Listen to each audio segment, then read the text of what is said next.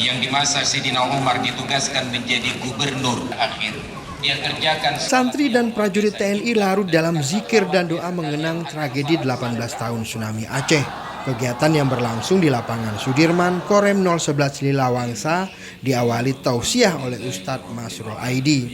Kemudian dilanjutkan dengan zikir yang dipimpin oleh Abi Jamaluddin Rashid dan tawazuh serta doa dipimpin langsung oleh Abu Yamawardi Wali yang merupakan salah seorang ulama karismatik Aceh. Komandan Kodim 0103 Aceh Utara Letkol Infantri Hendrasari Nurhono mengatakan, doa bersama mengenang tragedi 18 tahun tsunami juga bertujuan untuk mempererat silaturahmi dan mewujudkan sinergi antar semua golongan masyarakat. Ini adalah kegiatan zikir dan tawajuh dalam rangka memperingati tsunami Aceh yang ke-18 tahun.